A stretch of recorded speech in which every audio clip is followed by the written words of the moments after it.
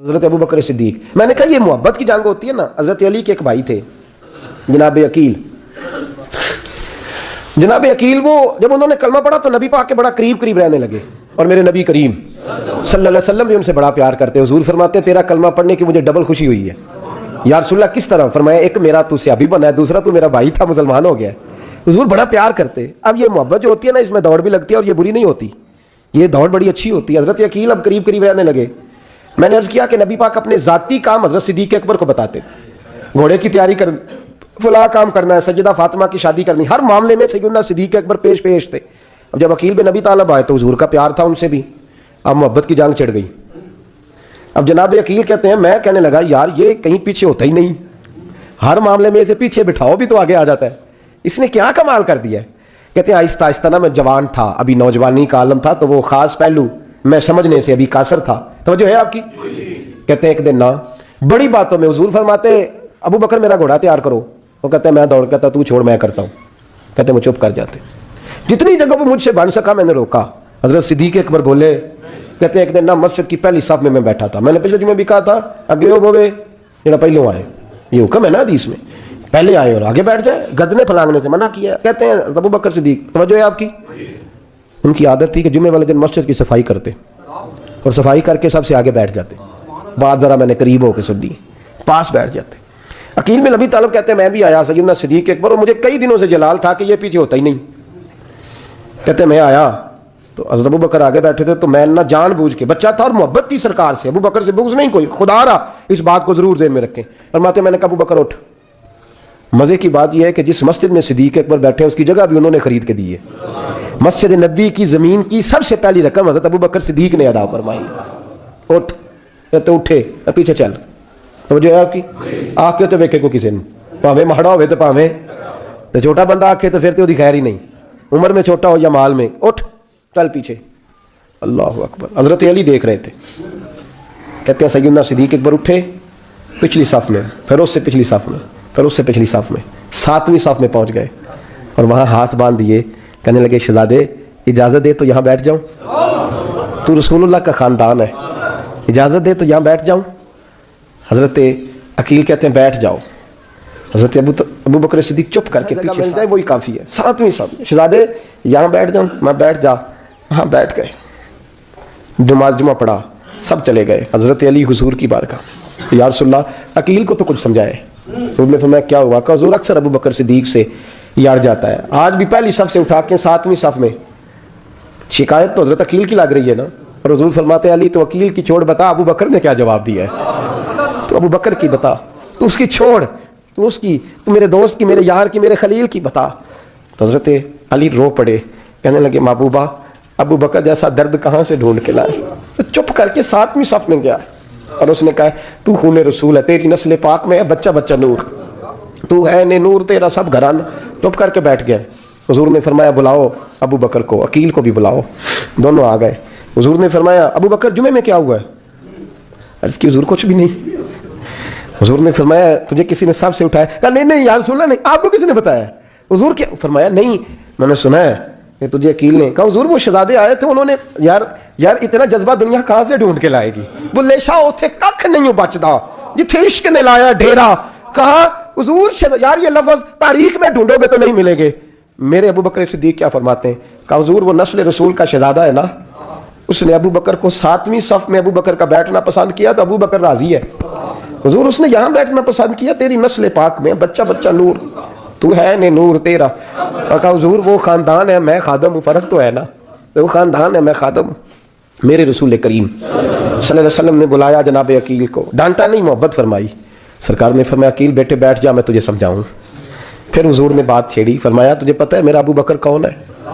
अर्ज़ की हुजूर मैं, फरमाया नहीं सुन, मक्के में सारा मक्का मेरा दुश्मन था, ये मेरी तनाइयों का दोस्त था। फरमाया लोग तलवारें लेके आते थे मुझे मारने और इसकी तलवार उठती थी, कहता था पहले मैं मरूंगा फिर कोई मुस्तफ़ा तक जाए। तुझे पता है ये कौन है? हज़रत अबू बकर सिद्दीक़ हाथ बांधे, हुजूर मैं नौकर हूँ या रसूलल्लाह, मैंने कोई शिकायत ही नहीं की। फरमाया अकील यार इधर बैठ बेटे मैं तुझे बताऊँ। कहा लोग मुझे शेब अबी तालिब में कैद कर आए थे, मेरी बेटियां पत्ते खा के गुजारा करती थी, ये अबू बकर था पूरे मक्के में जो जुल्म सह सह के میرے تک غلہ اور اناج لے کے آتا تھا.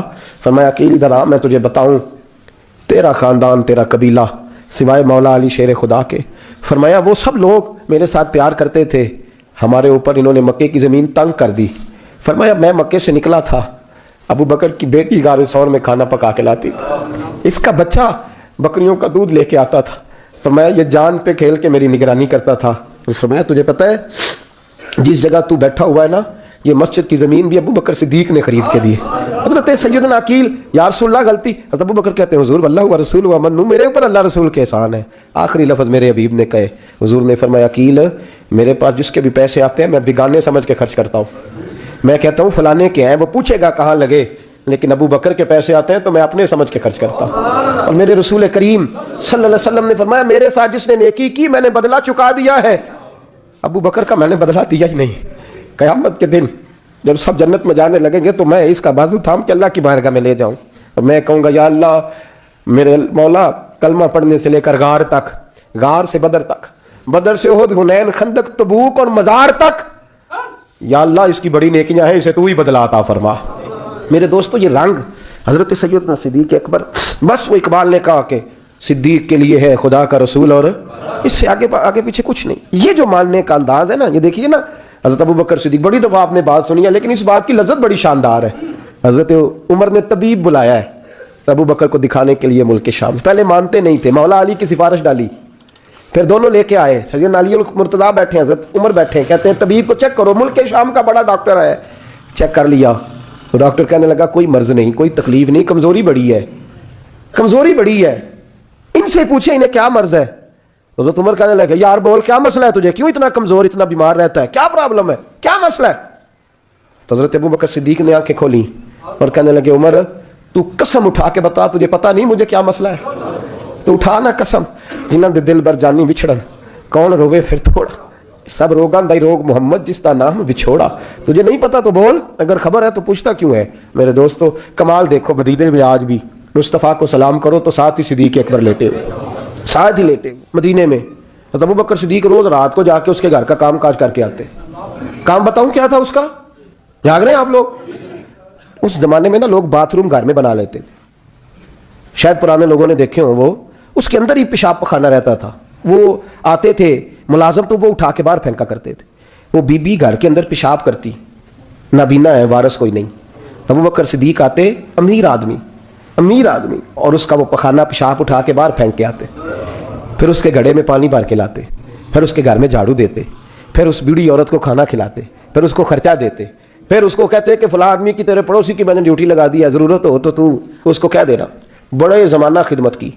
ایک دن حضرت عمر فاروق اس بی بی کے دروازے پہ چلے گئے, دستک دی, اس نے کہا کون ہے دروازے کا, میں عمر فاروق ہوں, عمر بن خطاب ہوں, پتہ چلا ہے آپ لوارث ہیں, میرا دل کرتا ہے میں آپ کے گھر کا کام کاج کر دیا کروں. تو بی بی کہنے لگی نہیں, ایک بندہ آتا ہے کئی سالوں سے وہ کر رہا ہے, مجھے وہی ٹھیک ہے. ایک آتا ہے بڑے سالوں سے کام کرتا ہے, وہی ٹھیک ہے. تو حضرت عمر کہنے لگے میں نے بھی کام ہی کرنا ہے, کچھ اس سے کرا لے, کچھ مجھے موقع دے دے نیکی کا. کہنے لگی نہیں وہی ٹھیک ہے. تو فرمانے لگے میرے اندر کیا نقص نظر آیا ہے, اماں جی مجھے بھی ٹائم دیں. تو بی بی کہنے لگی نہیں وہی صحیح ہے. حضرت عمر جذباتی آدمی تھے, جلالی آدمی تھے, کہنے لگے میں نے کہا نہیں مجھے بتاؤ میں کیوں نہیں کر سکتا. تو بوڑھی اماں کہنے لگی تجھ میں اور اس میں فرق ہی بڑا ہے. کہا وہ کیوں. کہنے لگے اتنے سال ہو گئے اسے آتے ہوئے, اتنے سال, تو پہلے دن آیا ہے اور آتے ہی کہہ رہا ہے میں عمر بن خطاب ہوں, اپنا نام بتا رہا ہے, سالوں ہو گئے, میں روز پوچھتی ہوں تیرا نام کیا ہے, وہ بتاتا ہی نہیں. وہ کہتا ہے اماں میں کام صحیح کرتا ہوں, تو نام کو چھوڑو, نام بتا کے کیا کرنا ہے. فرمایا یہ تھوڑا فرق ہے, اس نے اتنے سالوں میں نام نہیں بتایا اور تو پہلے دن ہی آگے کہہ رہا عمر بن خطاب ہوں. تو ابا جی کا بھی نام بتا رہا ہے, میں نے نہیں کام کرانا, مجھے وہی صحیح ہے. نام نہیں بتاتا, نوکری پوری کر جاتا ہے. حضرت سیدنا عمر فاروق فرماتے ہیں میں تہجد کے وقت جھاڑیوں میں چھپ کے بیٹھ گیا. کہتے ہیں مسجد نبی سے وہ شخص نکلا, چہرے پہ نقاب, پیروں سے ننگا, اور میں نے اس شخص کو خرامہ اس بوڑھی عورت کے گھر کے قریب جاتے دیکھا. تو پیچھے سے جا کے میں نے کہا او مسافر چہرہ تو دکھا. تو کہتے ہیں چہرہ اٹھایا تو ابو بکر صدیق تھے, صدیق اکبر تھے. حضرت عمر فاروق فرماتے ہیں میں نے کہا تو جوتی کو اتار کے آتا ہے. تو کہنے لگے جوتی سے جب چلتا ہوں تو پیروں میں آواز پیدا ہوتی ہے, جوتے کی وجہ سے. پڑوسیوں کو تکلیف دینے کا مقصد تو کوئی نہیں نا. اور فرمایا جب جوتوں سے آواز پیدا ہوگی تو گلی محلے والے پوچھیں گے ابو بکر کدھر جا رہا ہے, تو میں نیکی کسی کو بتانا نہیں چاہتا. تو فرمایا ابو بکر کب سے آ رہے ہو. فرمایا چھوڑ عمر, बस दुआ कर रब मेरा आना कबूल फरमा ले। तो दुआ कर सरकार की बारगाह में हाजिरी सही लगता है, छोड़ मैं कब से आ रहा हूँ, इस वक्त से आ रहा हूँ, इस मसले को छोड़, तू ये देख पानी पर सहेलियां रंगा रंग कड़े पर उसदा जानिए जिसदा तोड़ चढ़े। ये बात आपने दर्जनों बार सुनी है, लेकिन इस पर गौर तो करो मेरे दोस्तों। क्या तुमरे फारूक फरमाते हैं जिन दिनों तबूक के लिए मेरे नबी ने ऐलान फरमाया, मेरे हालात अच्छे थे, अबू बकर के अच्छे नहीं थे, माली हालात कमज़ोर थे, कुछ मसाइल थे, मेरे अच्छे थे। मेरी सरकार ने ऐलान फरमाया कि पैसे दो, फरमाते चूंकि मेरे हालात भी अच्छे थे तो मैंने कहा इस दफ़ा पहला नंबर मेरा ही होगा। फरमाते हैं आधा माल घर का, ये भी बड़ी दलेरी है। कितना? बोलिए। इतने तो अब्बे नहीं दसते साढ़े को पैसे किन्ने ने, कहते अब्बा जी मांगना लैन, वालिद साहब को नहीं बताते, हमारी जेब बखरी होती है, ऐसे ही ना कोई मांगी ना ले। आधा माल हज़रत उमर फारूक फरमाते हैं आधा माल मैंने बांट के हुजूर की बारगाह में, और साथ मेरा इरादा है कि अबू बकर आज मैं नहीं तुझे आगे गुजरने देता। फरमाते हैं माल पेश किया, थोड़ी देर गुजरी तो अबू बकर भी आ गए। और मंजर क्या है? कहते हैं उन्होंने कमीज पहनी हुई है बोरिए की, सर पे टोपी कोई नहीं, पैरों में जूता कोई नहीं, सर में टोपी कोई नहीं, पैरों में जूता कोई नहीं। कहते हैं अबू बकर सिद्दीक आए, सबका माल आया, मुस्तफ़ा की भी इतनी तवज्जो नहीं थी, पर जब अबू बकर आए तो मैंने मुस्तफ़ा करीम के अंदाज भी बदले हुए देखे, इस शख्स के आने पर बदले हुए देखे। फरमाते हैं मेरे रसूल पाक के सामने हर चीज़ अबू बकर ने कदमों में ढेर कर दी, और ढेर करके ना चीज़ें रख के तो फटाफट पिछली साइड पे, किसी को पता ना चल जाए, पिछली साइड पे हुजूर के। तो हुजूर ने कहा अबू बकर सामने आना, घर क्या छोड़ के आया है? फरमाया हर चीज़, पीछे बैठ गए। तो महबूब ने बाजू थाम के आगे किया, फरमाया क्या छोड़ के आया घर? ये इस बात पे बात आपने पहले भी सुनी है, लेकिन इन लफ्ज़ों पे गौर को। अबू बकर ने ये नहीं कहा हुजूर कुछ भी नहीं, मैं सारा कुछ ले, ये लफ्ज़ क्या ही नहीं। अल्लाह करे हमें इस अकीदे को समझें, इस नजरिए को। ये तिरमिजी और मिशकात दोनों में ये लफ्ज़ मौजूद है। ये नहीं कहा हुजूर कुछ भी नहीं, सारा कुछ ले आया हूं, ये नहीं फरमाया। हुजूर ने फरमाया अबू बकर क्या छोड़ के आए हो घर? तवज्जो है आपकी? लफ्ज़ देखें, कहा मां अबक़ैत अल्लाह व रसूले, या रसूल अल्लाह घर में खुदा को भी छोड़ आया हूं, मोहम्मद मुस्तफ़ा को भी छोड़ आया हूं। तांग लगी दिल नू सरकार बुलावणगे, है तांग लगी दिल नू सरकार बुलावणगे, मैनू दीद करावण लई दरबार बुलावणगे, तांग लगी दिल नू सरकार बुलावणगे। हर पासियों यारो मुश्किल ने घेरा है, हर पासियों यारो मुश्किल ने घेरा है, मेरे दुखड़े मुकावण लई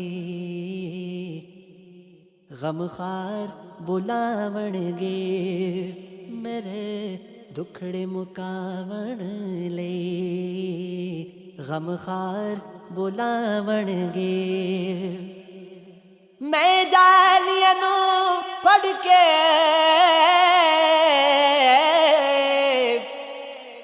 नाताई सुनावांगा, मैं जालियां नू पढ़ के नाताई सुना